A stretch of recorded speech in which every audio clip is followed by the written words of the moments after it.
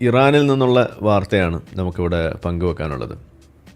അതിൽ പ്രധാനമായിട്ടൊരു കാര്യം നമ്മൾ ശ്രദ്ധിച്ചിട്ടുള്ളത്, ഇറാനിലെ വാർത്തകൾ നമ്മൾ പഴയതുപോലെ അല്ലെങ്കിൽ സാധാരണ കാണുന്നത് പോലെ അത്ര വലിയൊരു വാർത്താ പ്രാധാന്യം നേടുന്നതായിട്ട് നമ്മൾ കാണുന്നില്ല. ഏതുപോലെ വെച്ച് കഴിഞ്ഞാൽ നമ്മുടെ ഫ്രീ പ്ലേ സ്റ്റേഷൻ പോലെ ഒന്നും നേടിയിട്ടില്ല. ക്യാമ്പസുകൾ കേന്ദ്രീകരിച്ച് നടന്നിരുന്ന പ്രക്ഷോഭങ്ങളോ അതുപോലെയുള്ള സംഗതികളൊന്നും തന്നെ നമുക്ക് കാണാൻ സാധിക്കുന്നില്ല എന്നുള്ളതാണ് ലോകത്തെമ്പാട് നമ്മൾ കണ്ടുകൊണ്ടിരിക്കുന്നൊരു കാര്യം. എല്ലാം വിജനം, ആരുമില്ല, ആർക്കും അതിലൊന്നും വലിയ താല്പര്യമില്ല. ഫ്രീഡം എന്ന് പറയുന്ന സാധനത്തിന് ഇപ്പോൾ ആർക്കും ഒരു വിലയില്ല. അതുപോലെ അധിനിവേശം എന്ന് പറയുന്ന സംഗതി, ആളുകൾ അവിടെ കൊന്നൊടുക്കപ്പെടുന്നത്, അതല്ലെങ്കിൽ നിരപരാധികൾ കൊല്ലപ്പെടുന്നത്, ഇതൊന്നും ഇന്നിപ്പോൾ ആർക്കും ഒരു പ്രശ്നമല്ല. ഇതാണ് നമ്മൾ കണ്ടുകൊണ്ടിരിക്കുന്നത്. അപ്പോൾ ചില കാര്യങ്ങൾ നമ്മളിവിടെ പറയേണ്ടി വരുന്നത് ചില പോസ്റ്റുകൾ ശ്രദ്ധയപ്പെട്ടതുകൊണ്ടാണ്. ആ ശ്രദ്ധയപ്പെട്ട പോസ്റ്റുകൾ എന്ന് പറഞ്ഞു കഴിഞ്ഞാൽ, ഈ വിഷയം, ഈ ഇസ്രായേൽ പാലസ്തീൻ വിഷയം ഉണ്ടായിരുന്ന സമയത്ത് നമ്മൾ അതിനോട് പ്രതികരിച്ചിരുന്നപ്പോൾ അതിൽ നമ്മൾ കണ്ട കാര്യങ്ങളുണ്ട്. അതായത് ഇങ്ങനെയല്ല, അത് പച്ചയ്ക്ക് പറയേണ്ടതിനെ പച്ചയ്ക്ക് തന്നെ പറയണം എന്ന രീതിയിൽ നമ്മളതിനെ പറഞ്ഞു വെക്കുമ്പോൾ അതിൽ യാഥാർത്ഥ്യം നമ്മൾ പറയണം എന്ന് പറയുമ്പോൾ, നിങ്ങൾ ഇസ്രായേലിനെ കുറ്റപ്പെടുത്താൻ വേണ്ടിയിട്ട് പല കാര്യങ്ങൾ പറഞ്ഞുകൊണ്ടിരിക്കുന്നത് പലതും നുണകളാണ്, വളച്ചൊടിച്ച കാര്യങ്ങളാണ് എന്ന് പറയുമ്പോൾ മനസ്സിലാവാത്ത ആളുകൾക്ക് ഇന്നിപ്പോൾ ഈ വിഷയം വന്നപ്പോൾ അവർ തന്നെ സ്വയം തിരിച്ച് ചോദിക്കുന്ന ചില ചോദ്യങ്ങളായിട്ടത് മാറുകയാണ്. അപ്പോൾ അതിൽ പ്രസിദ്ധമായ ഒന്ന് രണ്ട് കാര്യങ്ങൾ ഒന്ന് നമുക്ക് നോക്കാം. ചില പോസ്റ്റുകൾ ശ്രദ്ധയപ്പെട്ടത്, അതിലൊന്ന് നമ്മളുടെ ഉമർ പൂക്കയിൽ എഴുതിയ ഒരു കുറിപ്പ് ശ്രദ്ധയപ്പെട്ടു. അതൊന്ന് വായിച്ചേക്കാം. ഒരു വശത്ത് ലോക പോലീസുകാരൻ്റെ വേഷമണിഞ്ഞ് ട്രംപ് നിൽക്കുന്നു. Okay, person number 1 Trump. Iran എന്ന പരമാധികാര രാഷ്ട്രത്തിന് മേൽ ഉപരോധങ്ങളും ഭീഷണികളും അടിച്ചേൽപ്പിക്കുമ്പോൾ അവിടെ തെളിയുന്നത് ഒരു വലിയ ഫാഷിസ്റ്റ് ബുള്ളിയുടെ രൂപമാണ്. Okay, fascist bully. മറുവശത്താകട്ടെ മതത്തിൻ്റെ പേരിൽ സ്വന്തം ജനതയുടെ അവകാശങ്ങളെ ചവിട്ടിമെതിക്കുകയും അവരെ പീഡിപ്പിക്കുകയും ചെയ്യുന്ന ഇറാൻ ഭരണകൂടം. ആഗോള ആധിപത്യത്തിന് ശ്രമിക്കുന്ന സാമ്രാജ്യത്വമാണോ അതോ സ്വന്തം ജനതയെ പീഡിപ്പിക്കുന്ന മതമൗലികവാദമാണോ കൂടുതൽ അപകടകാരി എന്ന തർക്കം അവസാനിക്കാൻ പോകുന്നില്ല. ഈ രണ്ട് തീവ്രതകൾക്കിടയിൽ ശ്വാസം മുട്ടുന്നത് സാധാരണക്കാരായ മനുഷ്യർ മാത്രമാണ് എന്ന് പറഞ്ഞെഴുതിയിരിക്കുകയാണ്. വല്ലാത്തൊരു കഥയാണ് ഇതുപോലുള്ള ആളുകളുടെ ജീവിതം എന്ന് പറയുന്നത്. എന്ത് തോന്നുന്നു വിഷ്ണു ഇത് കേട്ടിട്ട്?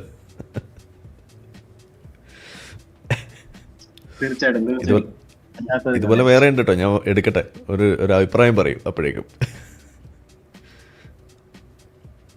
ഇത് ഞാന് വേറെ സംഭവം, ഇത്രയും ഇറാനിൽ ഇത്രയും പ്രശ്നം നടക്കുമ്പോഴും നമ്മുടെ ഗ്രേറ്റ തുൻബർഗ് വന്നിട്ട് ഇപ്പോഴും പാലസ്തീന് വേണ്ടി സപ്പോർട്ടുമായിട്ട് നടക്കുന്നു. ഞാൻ അതാണ് നോക്കുന്നത്. അത് ശരി. ഇതേപോലെ വേറൊരാളുടെ ഒരു പോസ്റ്റ് ശ്രദ്ധയപ്പെട്ടു. ജിമ്മി മാത്യു, അത് നമ്മളൊരു സുഹൃത്താണ്. പുള്ളി ഇട്ടിരിക്കുന്നൊരു പോസ്റ്റ് ഇന്നലെ ഇട്ടതാണ്. ഇരട്ടത്താപ്പ് ഒഴിവാക്കിയാൽ കുറെ കൂടി നല്ലതല്ലേ എന്നാണ് ചോദ്യം. ഇത്ര മാന്യമായ ചോദ്യമാണ്, വളരെ നല്ല ചോദ്യമാണ്.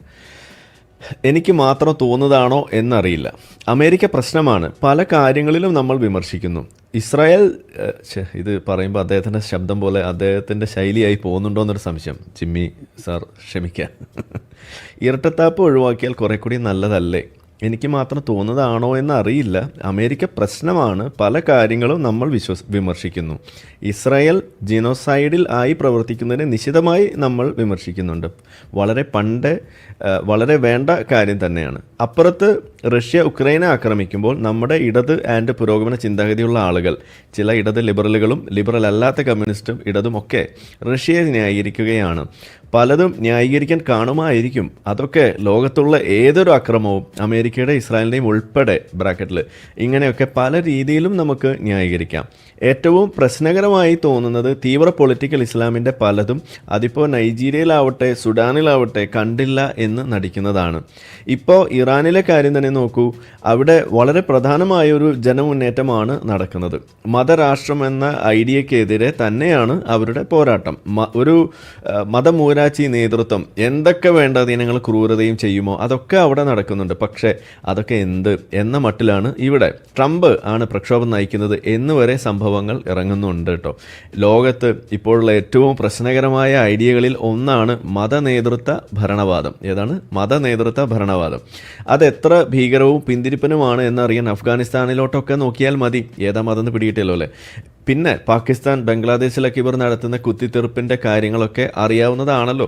അവിടെ മാത്രമല്ല, അറബ് രാജ്യങ്ങളിലൊക്കെ രാജാക്കന്മാർ വരെ ഇവർ ഒരു തരത്തിലും വളരാതെ അമർത്തി വെച്ചിരിക്കുകയാണ്. സാധാരണ മുസ്ലിങ്ങൾക്ക് സമാധാനപരമായി ജീവിച്ചു പോകണം എന്ന് വിചാരിക്കുന്ന മുസ്ലിങ്ങൾക്ക് ഏറ്റവും വലിയ ഭീഷണി ആണിവർ. എന്നിട്ടാണ് എന്തിനാണ് ഈ ഇരട്ടത്താപ്പ്? കുറേ കാലമായുള്ള സംശയമാണ്, നമുക്ക് സംശയമൊന്നും ഉണ്ടായിരുന്നില്ല. ഇതിൻ്റെ പ്രശ്നം എന്താണെന്ന് വെച്ചാൽ ആ എക്കോ ചേമ്പറിന് തൊട്ട് പുറത്തുള്ളവർക്ക് വളരെ വ്യക്തമായി ഇതറിയാൻ പറ്റും എന്നതാണ്. അപ്പോൾ വിശ്വാസ്യത കണ്ടമാനം കുറയും. എന്തു പറയും? വിശ്വാസ്യത കുറയും. ഇതില്ലെങ്കിൽ കൂടുതൽ ആളുകളെ നല്ല വശത്തേക്ക് ആകർഷിക്കാൻ കഴിയില്ലേ ശരിക്കും എന്നൊരു ചോദ്യം. ഞാൻ ഈ പോസ്റ്റ് കണ്ടപ്പോൾ സത്യത്തിൽ സന്തോഷിച്ചു. കാരണം ഇദ്ദേഹത്തെ നമുക്ക് വളരെ ക്ലോസ് ആയിട്ട് അറിയുന്നതാണ്.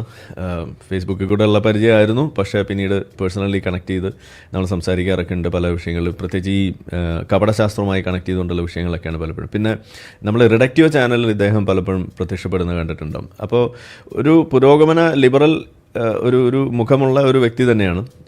പക്ഷേ പലപ്പോഴും സംഭവിച്ചിട്ടുള്ള കാര്യം, നമ്മളൊക്കെ പറയാറുള്ള പോലെ അത് പച്ചയ്ക്ക് വെട്ടി തുറന്ന് പറയാൻ ഇദ്ദേഹത്തെ പോലുള്ള ആൾക്ക് പറ്റാറില്ല.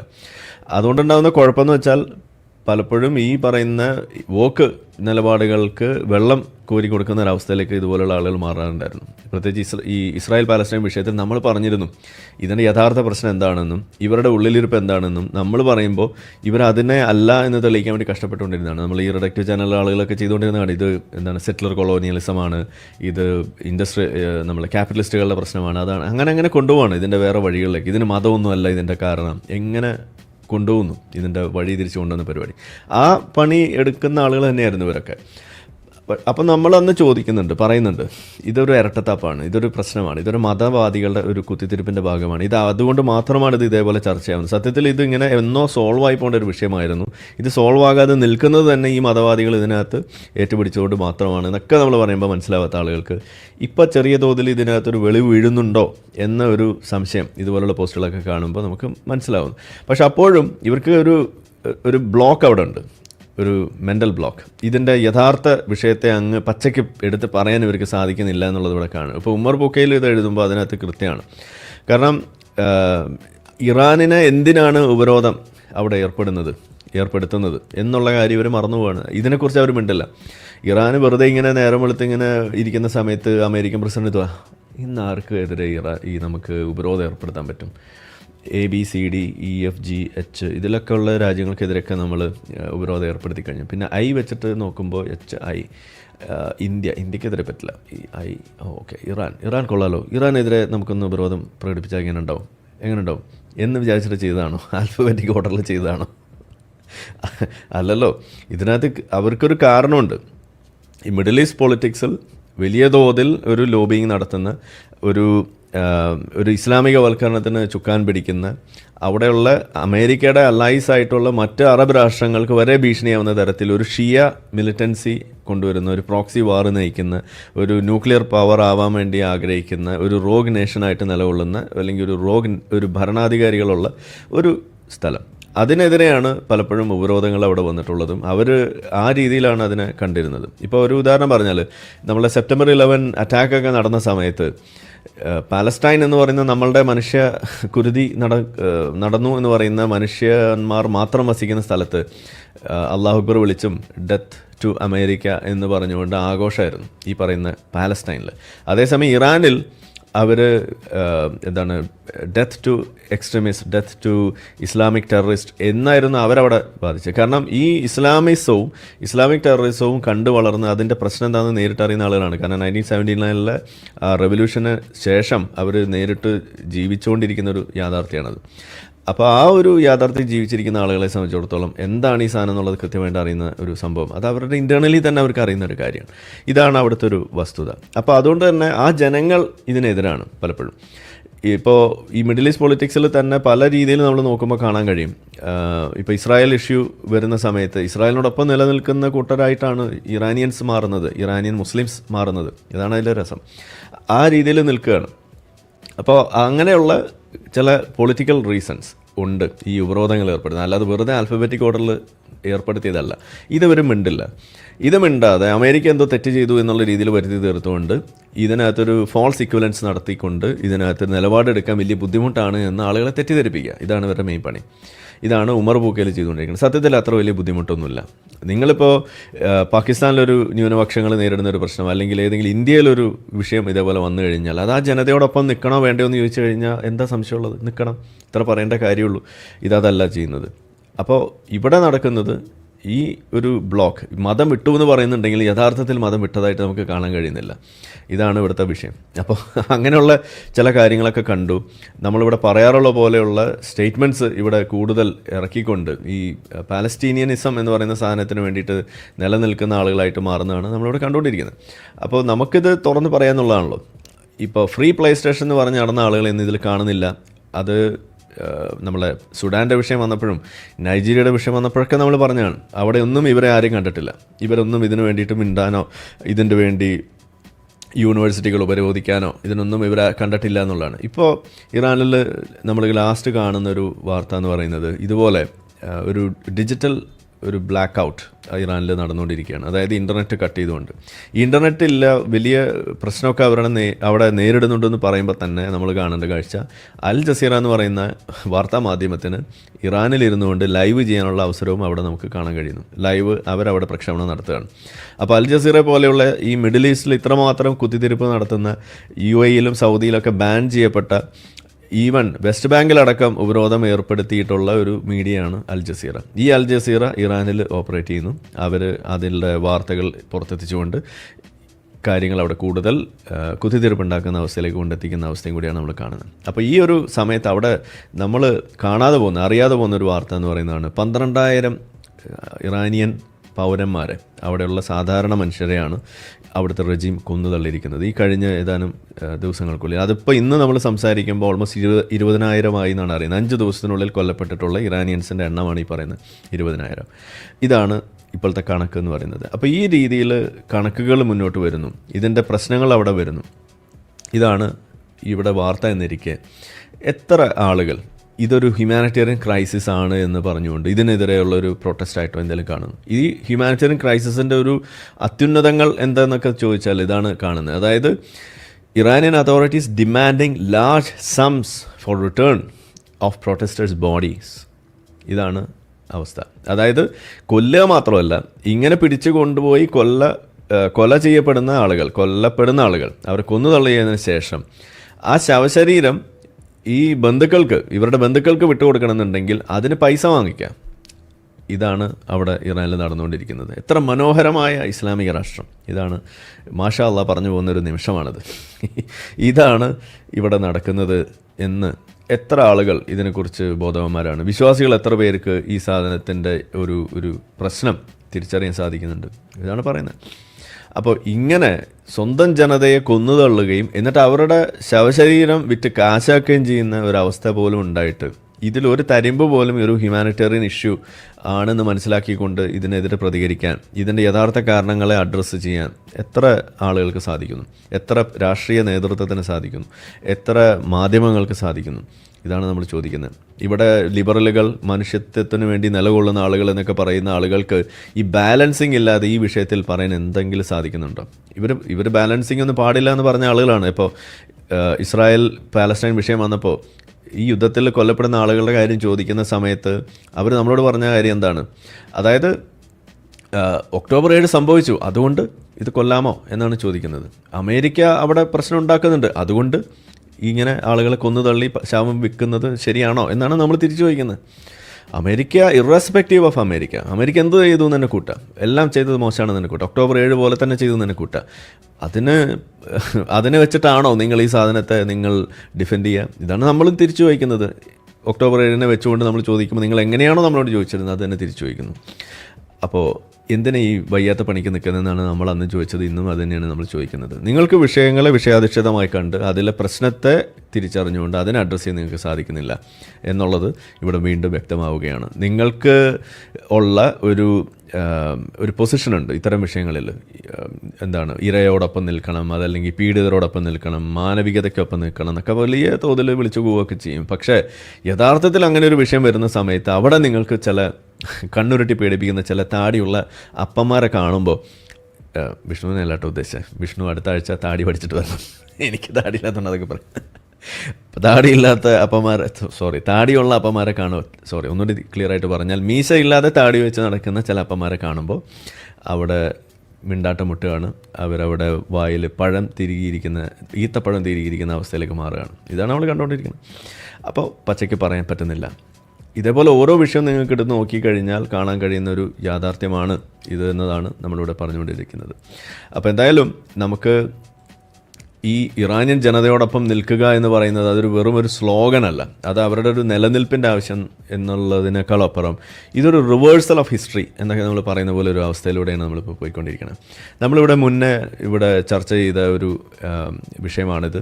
അതിൽ ഇറാനിലെ ഈ മഹ്സാമിനി ഇൻസിഡൻറ്റ് നിങ്ങൾ ഓർക്കുന്നുണ്ടാവും. അതുമായി കണക്ട് ചെയ്തുകൊണ്ട് വലിയ ഒരു പ്രൊട്ടസ്റ്റൊക്കെ തുടങ്ങിയത് 2021, 2023 നമ്മൾ തുടങ്ങിയതാണ്, 2021 തുടങ്ങിയതാണ്. ആ സമയത്ത് നമ്മൾ ഒരു സമാന ഖനി എന്ന് പറഞ്ഞിട്ടൊരു ഇറാനിയൻ വനിതയുമായിട്ടൊരു ചർച്ച നടത്തിയത് ഇവിടെ കണ്ടിട്ട്, അതിനുശേഷം നമ്മൾ ഈ നെതർലാൻഡ്സിൽ പോയ സമയത്ത് അവരെ മീറ്റ് ചെയ്ത് നേരിട്ടൊരു ഇൻ്റർവ്യൂ നടത്തിയൊക്കെ നമ്മൾ ഇതിനകത്ത് പബ്ലിഷ് ചെയ്ത അവരുടെ ആ കഥ തന്നെയാണ് ഇതിൽ പറയുന്നത്. ഇപ്പോൾ കഴിഞ്ഞ ദിവസം ഒരു റീൽസ് അവർ ഷെയർ ചെയ്തു. ആ ഷെയർ ചെയ്തതിൽ വലിയ പ്രക്ഷോഭത്തിൻ്റെ ഒരു വ്യൂ ആണ്. അപ്പോൾ അതിൽ സമാന ഖനിയുടെ സിസ്റ്ററും അമ്മയും അതിനകത്തുണ്ട് ആ പ്രൊട്ടസ്റ്റിൽ. അവരെ പറഞ്ഞുകൊണ്ട് എന്നോട് പറയുകയാണ്, ഇതിൽ എൻ്റെ ഉമ്മയും എൻ്റെ സിസ്റ്ററുമാണ് അവിടെ നിൽക്കുന്നത് എന്ന് പറയുന്നു. ഇതിലെ തമാശ എന്താണെന്ന് പറഞ്ഞു കഴിഞ്ഞാൽ, ഇതേ ഉമ്മയായിരുന്നു പ്രോ ഇസ്ലാം അല്ലെങ്കിൽ ഖൊമേനിക്ക് വേണ്ടി 1979 ഇസ്ലാമിക് റവല്യൂഷന് വേണ്ടി അവിടെ പ്രക്ഷോഭം നയിച്ച ആൾ. ഇന്ന് അതേ ഉമ്മ അവരുടെ ഈ വയസ്സാം കാലത്ത് ഇന്ന് ഈ ഖൊമേനി ഇറക്കാൻ വേണ്ടിയിട്ട് പ്രക്ഷോഭം നടത്തുന്ന ഒരു കാഴ്ച, ഇതാണ് നമ്മൾ കണ്ടുകൊണ്ടിരിക്കുന്നത്. ഇതാണ് ഈ റിവേഴ്സൽ ഓഫ് ഹിസ്റ്ററി എന്നൊക്കെ പറഞ്ഞു കഴിഞ്ഞാൽ കുറഞ്ഞു പോകും.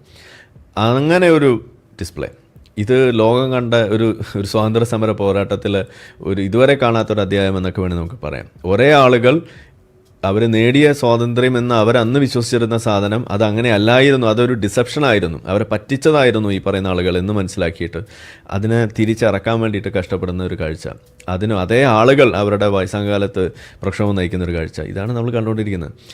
അപ്പോൾ ആ ഒരു അവസരത്തിൽ ഇതിൻ്റെ ആ ഒരു വാല്യൂ മനസ്സിലാക്കിയിട്ട് നമ്മൾ ഇന്ന് ഇറാനിൻ്റെ ആ അവസ്ഥയെ പഠിച്ചുകൊണ്ട് ആ വ്യക്തികൾക്കൊപ്പം നിൽക്കുക എന്നുള്ളതാണ് നമ്മൾ ഓരോരുത്തരും എടുക്കേണ്ട ഒരു നിലപാടെന്നാണ് എൻ്റെ ഒരു അഭിപ്രായം. അത് നിങ്ങൾ പഠിക്കാൻ ശ്രമിക്കുക എന്നുള്ളതാണ് ആദ്യം നമ്മൾ പറയുക. നിങ്ങൾ ആരുടെ കൂടെ നിൽക്കുന്നു എന്നുള്ളത് സെക്കൻഡറി ആണ്.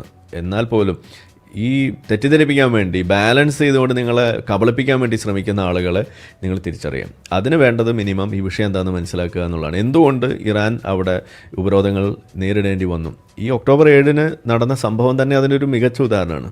കാരണം സമാധാന ശ്രമങ്ങൾ നടക്കുന്നു, മിഡിൽ ഈസ്റ്റിൽ സമാധാനം കണ്ടെത്താൻ വേണ്ടിയിട്ടുള്ള അബ്രഹാമിക് അക്കോർഡ്സിൻ്റെ അടിസ്ഥാനത്തിലുള്ള ആ ശ്രമം അവിടെ നടക്കുമ്പോൾ അതിന് ചുക്കാൻ പിടിക്കുന്ന അറബ് രാഷ്ട്രങ്ങളായ ബഹ്റൈൻ, UAE, മൊറോക്കോ പോലെയുള്ള രാജ്യങ്ങൾ അതിനുവേണ്ടി നിൽക്കുമ്പോൾ അതിൻ്റെ ഒരു വശത്ത് ഇസ്രായേൽ അവിടെ നിന്നുകൊണ്ട് ഇത് ചെയ്യുന്ന സമയത്ത് ഓരോ രാജ്യങ്ങളായിട്ട് സമാധാനത്തിലേക്ക് വരുമ്പോൾ ഒക്ടോബർ 7 സംഭവിക്കുന്നത് സൗദി അറേബ്യയുമായിട്ടുള്ള ഒരു പീസ് നോർമലൈസേഷൻ അതിൻ്റെ ആ ഒരു ഘട്ടത്തിലാണ്.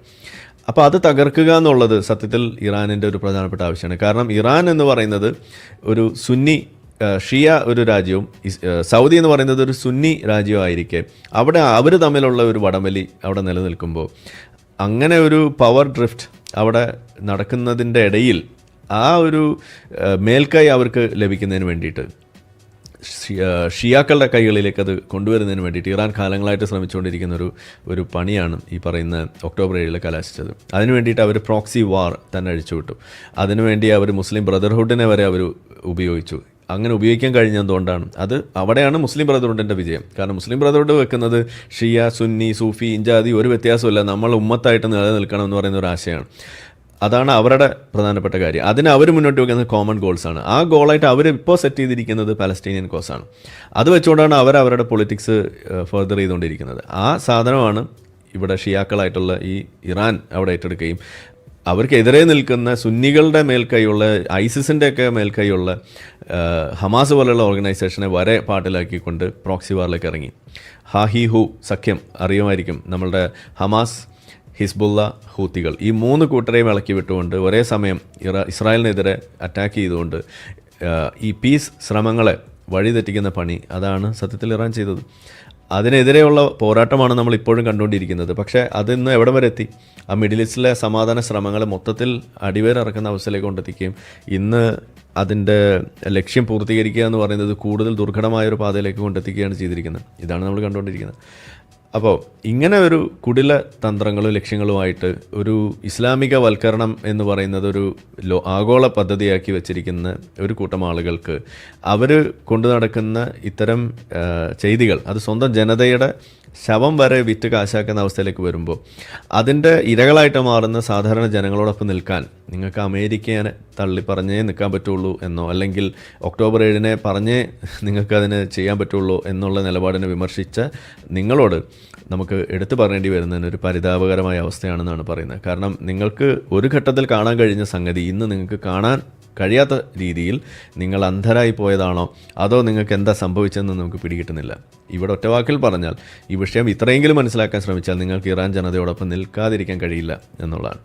അപ്പോൾ ഇത് നമ്മളൊന്ന് പറഞ്ഞു പോകുക എന്നാണ് ഞാൻ തുടക്കത്തിൽ വിചാരിച്ചത്. ഈ ഒരു വിഷയത്തിൽ നമുക്ക് പ്രധാനപ്പെട്ട കാര്യം എന്നുള്ള രീതിയിൽ മുന്നേയും ഒരുപാട് കാര്യങ്ങൾ നമ്മൾ പറഞ്ഞിട്ടുണ്ട്, വീഡിയോ ചെയ്തതാണ്. ഇപ്പോൾ ഉള്ള ഒരു അപ്ഡേറ്റ് എന്ന് പറയുന്നത് ഇതാണ്. ഒരു ഇസ്രായേൽ പാലസ്തീൻ വിഷയം നടക്കുമ്പോൾ ഒരു വാർത്ത നമ്മൾ കേട്ടിട്ടുണ്ടായിരുന്നു, വലിയ നിലവിളിയായിരുന്നു. 14,000 കുട്ടികൾ 48 മണിക്കൂറിനുള്ളിൽ മരിക്കും, 48 മണിക്കൂറിനുള്ളിൽ മരിക്കും എന്ന് പറഞ്ഞിട്ട് ഒരു UN-ൻ്റെ ഒരു മുതലാളി പറഞ്ഞുകൊണ്ട് ഇവിടെ എന്തായിരുന്നു നിലവിളി?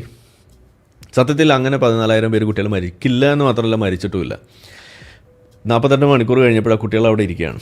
അപ്പോൾ മരിക്കുമെന്ന് പറഞ്ഞുകൊണ്ട് ഇവിടെ വലിയ പ്രശ്നം ഉണ്ടാക്കിയ ആളുകൾ, ഇവിടെ 12,000 പേര് കൊല്ലപ്പെട്ടു, അവരുടെ ശവശരീരം വെച്ചുകൊണ്ട് കച്ചവടം വരെ നടക്കുന്ന ഒരവസ്ഥ, അത് വിറ്റ് കാശാക്കുന്ന ഒരവസ്ഥ ഇറാനിലുണ്ടായിട്ട് ഒരാളുടെ തൊണ്ടയെന്ന് പോലും ഒരു നിലവിളി പോലും വരുന്നില്ല. ഒരാളുടെ പോലും പേര് വിളിച്ചു പോകാൻ ഇവിടെ ഒരു ലാലിയോ മാലിയോ ഒരു കൂലിയോ ആരും വരുന്നില്ല എന്നുള്ളതാണ് നമ്മളിവിടെ കാണുന്നത്. ഇത് തന്നെയാണ് ഈ ഇരട്ടത്താപ്പ് എന്ന് പറയുന്നത്. ഇത് തന്നെയാണ് ഇവിടെ നിങ്ങൾ ഈ പറയുന്ന വലതുപക്ഷ ശാക്തീകരണത്തിന് ശക്തി പകരുന്ന അല്ലെങ്കിൽ അതിന് കൂടുതൽ ഊർജ്ജം പകരുന്ന സംഭവമായിട്ട് മാറുന്നത് എന്ന് വേണ്ടിയാണ്. കാരണം ഈ ഇരട്ടത്താപ്പ്, നിങ്ങൾ കാണിക്കുന്ന മാനവികതയിൽ പോലും ഇരട്ടത്താപ്പ് ഉണ്ട് എന്നുള്ള ഒരു തിരിച്ചറിവ് വന്നു കഴിഞ്ഞാൽ നിങ്ങളാരും വിശ്വസിക്കാണ്ടാവും. ഇതാണ് നമ്മളുടെ ജിമ്മി സാർ ഇവിടെ പറഞ്ഞത്. ആർക്കും വിശ്വാസം വരില്ല. മുസ്ലിങ്ങൾ ഈ പറയുന്ന ഒഴുക്കുന്ന നിലവിളി എന്ന് പറഞ്ഞു കഴിഞ്ഞാൽ അതും വെറും ഇരവാദത്തിൻ്റെ ഒരു നിലവിളി മാത്രമാണ് എന്നത് കൃത്യമായിട്ട് ഇവിടെ കാണുകയാണ്. അദ്ദേഹത്തിൻ്റെ ആ പോസ്റ്റിൻ്റെ അവസാനത്തെ വരി അതാണ്. അതായത് എന്തിനാണ് ഈ ഇരട്ടത്താപ്പ്?